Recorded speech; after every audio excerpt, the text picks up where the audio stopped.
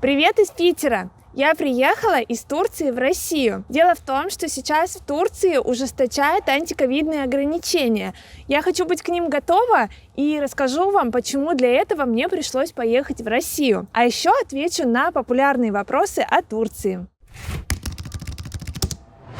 Сначала о том, почему я приехала в Россию. Сейчас в Турции ввели такое правило: чтобы сесть в общественный транспорт или появиться в каком-то общественном месте, вам нужно сдать ПЦР-тест или предъявить сертификат о вакцинации. То есть у тех, кто не сделал прививку, сейчас появится очень много трудностей. Вы представляете, заходишь в автобус, и тебе нужно показать тест. Я не хочу этого делать, но хочу путешествовать по Турции. И чтобы облегчить себе жизнь, я решила сделать прививку. Турция признает нашу вакцину «Спутник», и я решила, что проще всего будет сделать прививку именно дома. А заодно я поменяю загранпаспорт, потому что он у меня уже подходит к концу, и повидаюсь с родными. Не переживайте, если вы хотите отдохнуть в Турции, эти ужесточенные правила вас не коснутся. Вам не нужно предъявлять ПЦР, когда вы садитесь в транспорт. С этим все в порядке. Просто у меня сделан туристический ВНЖ, я его оформляла в прошлом году, и поэтому я уже не считаюсь туристом, а значит, на меня эти правила распространяются. А какие правила для туристов? Чтобы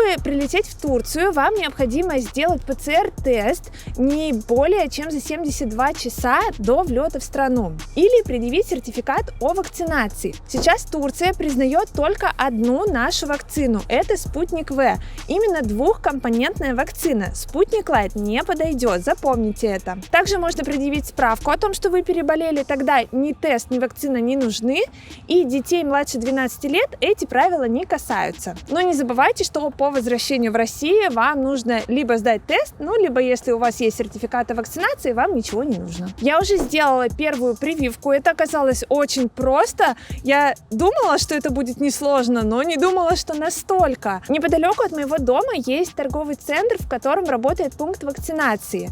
Я зашла на сайт этого торгового центра и там записалась на удобное время и в удобный день. Я подошла, мне объяснили все правила. Бумаги я заранее заполнила дома, онлайн, чтобы без всякой спешки, чтобы с собой ничего лишнего не носить. И тут я заполнила простую анкету, у меня померили давление, измерили температуру и сделали мне первую дозу вакцины. Все прошло очень хорошо, у меня никаких побочных эффектов не было. В общем, я довольна, что решила это сделать. И сейчас я жду вторую дозу вакцины, уже очень скоро. Документы на загранпаспорт я уже тоже подала, и мне сейчас нужно его ждать. Пока он делается, я решила немножко попутешествовать по России. Я уже съездила в Архангельскую область, мне очень понравилось. Перед любой поездкой я всегда иду на YouTube, чтобы найти что-то интересное о месте, где я буду. Каждый раз открываю для себя новых блогеров. В этот раз я наткнулась на канал Steel Wheels. Его ведет Антон. Он любит путешествовать по России на автомобиле и показывать наши города с необычной стороны. Антон увлекается историей и рассказывает такие факты, которых не найдешь в обычных путеводителях. Все это очень живо, интересно, классно подано.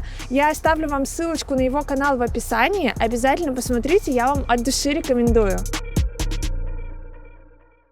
Теперь о моих планах.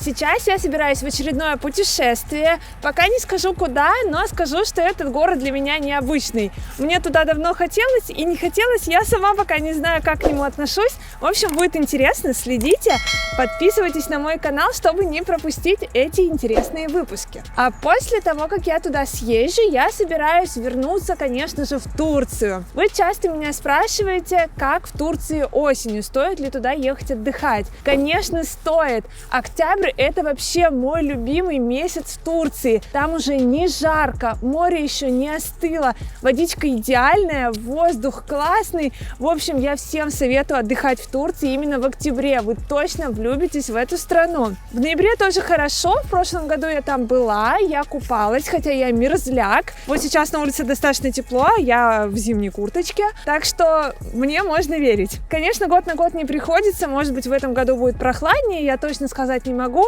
но пока кто там отдыхает, все очень довольны, сейчас все еще тепло. Я снимала видео про каждый сезон в Турции, в них я подробно рассказывала о том, как в Турции осенью, зимой, весной. Все ссылочки я оставлю вам в описании под этим видео. Вы часто спрашиваете меня о зимовке в Турции, и самый популярный вопрос здесь: как искать жилье. Мне нравятся 3 варианта. Первый — это поиск квартир на Airbnb. Я сама этим часто пользуюсь, когда мне нужно заранее подобрать какой-то надежный вариант, посмотреть фотографии, связаться с хозяином и уже быть уверенной, что все пройдет гладко. По крайней мере, у меня никогда проблем с этим не возникало. Но тут есть минус: это подороже, чем другие варианты, потому что здесь накидывается комиссия с сайта, плюс есть сбор за уборку, то есть вы чуть-чуть как бы переплачиваете. Если вы хотите сэкономить, то для вас есть второй вариант.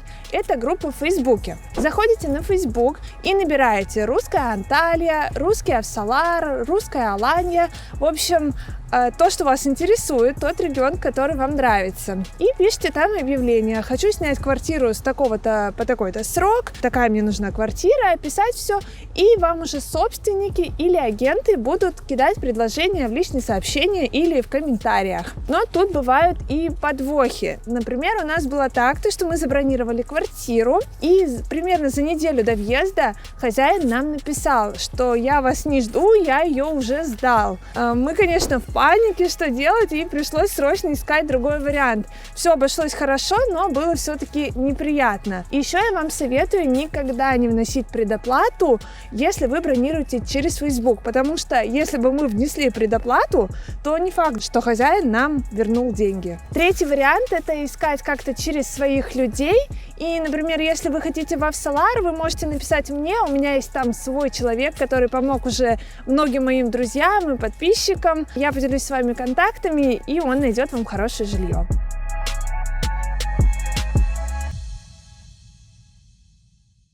Еще один популярный вопрос: сколько можно находиться в Турции и нужно ли оформлять вид на жительство? Если вы из России, вы можете приехать в Турцию бесплатно на 60 дней.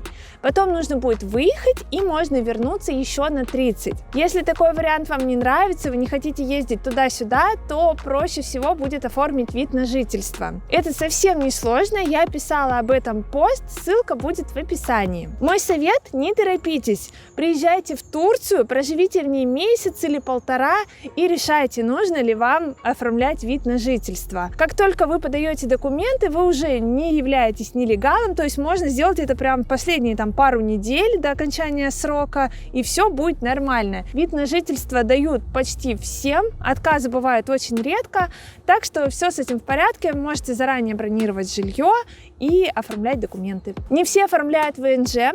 Многие туристы говорили мне, что живут 2 бесплатных месяца и потом задерживаются еще на пару недель или даже на месяц, и потом просто при вылете оплачивают штраф. Он не слишком большой, пограничники там не сильно ругаются за это, вас просто отводят в кабинет, говорят, сколько вы должны, и вы даете деньги. С этим тоже ни у кого никаких проблем не возникает. По крайней мере, я не слышала о каких-то таких трудностях. Если у вас остались какие-то вопросы, не стесняйтесь писать мне в комментариях или в любых соцсетях, я всегда помогу вам советом и постараюсь дать какие-то полезные рекомендации. Поддержите меня лайком, я старалась для вас, и обязательно подпишитесь на мой канал, впереди еще много интересного. Пока!